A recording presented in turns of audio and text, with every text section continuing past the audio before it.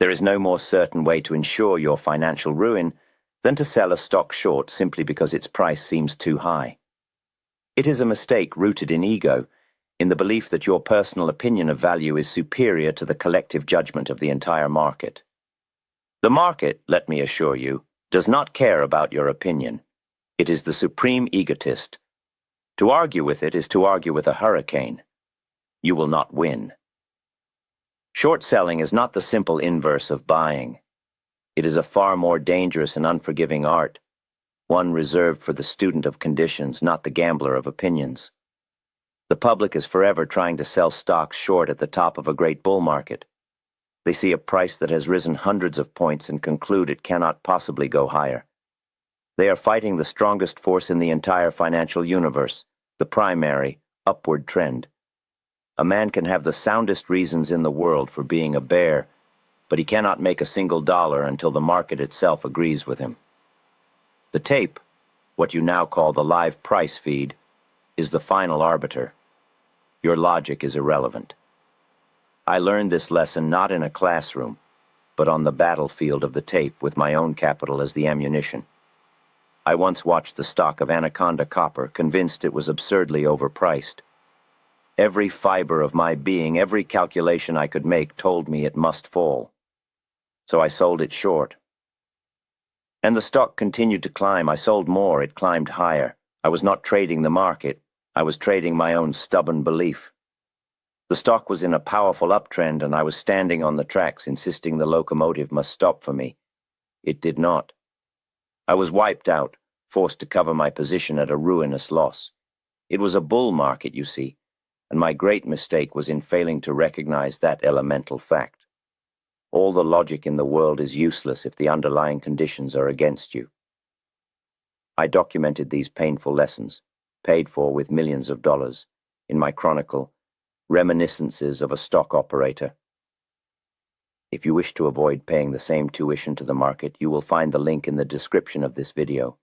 Absorb it. It is cheaper than the alternative. From the ashes of that Anaconda trade and a dozen others like it, I forged a set of unbreakable laws for engaging the short side of the market. They are not guidelines. They are a rigid, three-part checklist. If all three conditions are not met, you do not act. To do otherwise is to volunteer your account for destruction. The first and most important criterion is this: the general market itself must be in a confirmed downtrend. You must never, under any circumstances, initiate a major short-selling campaign in a bull market. This is the cardinal sin. It is like trying to row a small boat against a powerful ocean tide. You may make a few feet of progress during a lull, but the inexorable force of the water will eventually overwhelm you and push you back onto the rocks. A bull market is that tide. It lifts all ships, even the unseaworthy ones. A bear market is the opposite. The tide is going out, and it will drag down even the finest vessels. Your job as a speculator is not to predict when the tide will turn. Your job is to wait, with the patience of a stone, until you observe that the tide has already turned. Only then do you place your boat in the water. How does one see this turn? You do not need a crystal ball.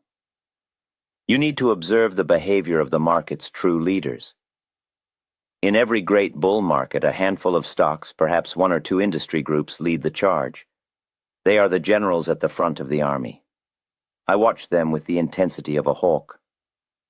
The first sign of danger is when these generals begin to show fatigue. They stop making new highs. Good news comes out, a splendid earnings report, a new contract, and the stock fails to respond. It may even trade down on the news. This is a critical warning sign. The buying power that propelled it upward is becoming exhausted. Instead, you see what I call distribution. The price chart churns. It moves violently up and down on heavy volume but makes no net progress. What you are witnessing is the inside money, the well-informed operators, unloading their vast lines of stock to a public that is still euphoric and eager to buy.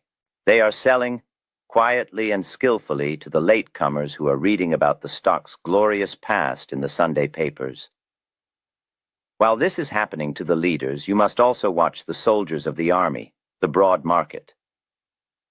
The indexes may still be near their highs, held up by a few remaining generals, but the majority of stocks are already in retreat. Market breadth, as you call it, is deteriorating. More stocks are declining each day than are advancing. The foundation of the market structure is rotting from within, even if the facade looks strong. The final confirmation comes when the market as a whole breaks a key support level. After a long advance, it has a significant correction. It then rallies but fails to reach its old high. This is a lower high, a sign of profound weakness. Then it turns and breaks below the low of that prior correction. This creates a lower low. The moment the market confirms this pattern, a lower high followed by a lower low, the character of the game has changed. The line of least resistance, which for months or years had been upward, is now downward. The path of least resistance is no longer up. It is down. Only now, with the great tide of the market flowing out, do you have the conditions that make short selling a viable speculation rather than a reckless gamble. I did not short the top of the 1929 market. I shorted it after the top was in, after the market had broken, after it had shown me its hand. My great fortune was not made by prophecy. It was made by obedience to the obvious signals of the tape.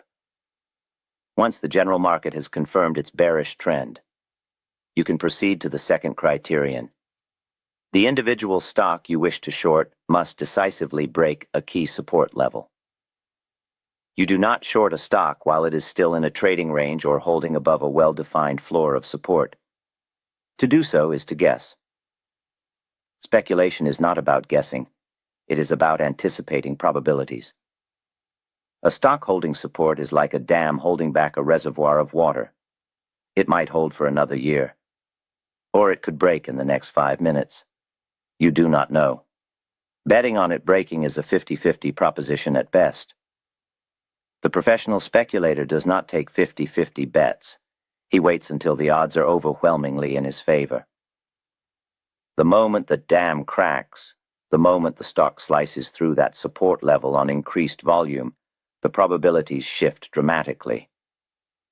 The line of least resistance for that specific stock is now confirmed to be downward. My entire method of trading is built upon this concept of the pivot point. A pivot point is a price level that, if broken, signals the start of a major move. For a short sale, you are looking for a bearish pivot point. This is the break of support. That is your signal to act. Before that signal, you do nothing. You watch. You wait. You exercise the patience that separates the professional from the amateur. The amateur is always in a hurry. He feels he must have a position at all times. The professional understands that most of the time the correct position is to be in cash, waiting for the perfect high-probability setup to emerge. Imagine a stock that has traded between $90 and $100 for 3 months. The bulls and the bears are in a state of equilibrium. The buyers show up at $90 and the sellers emerge at $100. I would watch such a stock, but I would not touch it. I have no edge. My opinion on its future direction is worthless. I am waiting for the tape to tell me who has won the battle. One day the general market is weak and this stock trades down to $90, then to $89 and closes at $88 on the heaviest volume in months.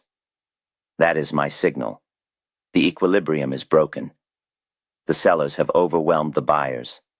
The dam has cracked. The path of least resistance has been established to the downside. The time for waiting is over. The time for action is now. Selling it short at $99 was a gamble. Selling it short at $88 after it has proven its weakness is a calculated speculation based on the evidence provided by the market itself. Do not anticipate the break. React to it. By waiting for the stock to tell you its story, you move from the realm of hope to the realm of probability.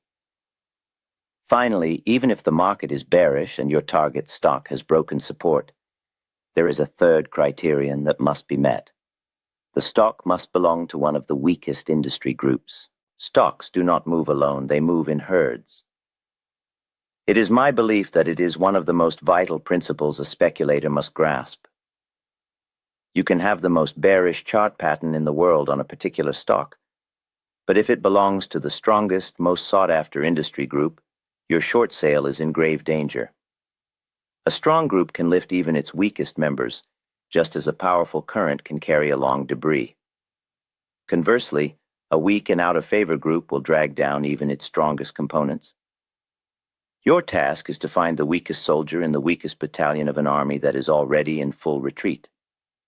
How do you identify these weak groups? They are the laggards. During the prior bull market, they were the stocks that did not participate with vigor. While the leaders were making spectacular advances, these groups were sluggish, anemic. They are the first to show weakness when the general market begins to falter. They will break their own support levels before the market averages do. They have a story of decay about them. Perhaps a new technology is making their business obsolete, or they are facing insurmountable economic headwinds. Whatever the reason, the smart money has abandoned them. They are the sickest animals in the herd. Within that weak group, you then look for the leader on the downside. This is the stock that acts the worst. It is the first to make a new low. On days when the market attempts to rally, it barely bounces or may even continue to fall. This stock is filled with anxious, trapped holders who are desperate to sell on any sign of strength. It is saturated with selling pressure. This is your prime target. The greatest mistake an amateur bear makes is to short the stock that has gone up the most. He looks at a stock that has risen from $50 to $500 and thinks it is a good short. This is madness. That stock is the market leader. It is the strongest stock for a reason. It is filled with powerful buyers and true believers. To short it is to stand in front of the most powerful locomotive on the entire railway system. My method is the opposite. I look for the weakest stock, the one that barely moved in the bull market, the one that is already falling apart. I'm not trying to stop a locomotive. I'm giving a gentle push to a cart that is already rolling downhill at the edge of a cliff. One is a battle against an invincible force. The other is a gentle nudge in the direction of the established trend. So let us assemble this into a final, unbreakable trading plan. Before you even think of clicking the button to sell a stock short, you must pull out this mental checklist. First, is the general market trend down? Have the leaders broken? Has the market made a lower high and a lower low? Is the great tide flowing out? If the answer is no, the inquiry ends. You do not proceed. You sit on your hands and you wait. Second, if the market is indeed bearish, has your target stock decisively broken a key support level on increased volume? Has it provided undeniable proof on the tape that the sellers are in control? Has it broken out of its trading range to the downside? If the answer is no, you wait. You do not guess. You do not anticipate. You wait for the signal. Third, if the stock has broken support in a bear market, does it belong to one of the weakest industry groups? Is it a laggard, a sick animal in a sick herd? Is it a leader on the downside? If you are instead looking at a former high flyer from a strong group, you must walk away. You are falling into the most common trap of all. Only when you can answer yes to all three questions does a potential short sale meet my criteria. Only then do the probabilities align sufficiently to warrant risking your hard-won capital. Anything less is not speculation. It is a blind gamble against the most powerful forces in the financial world.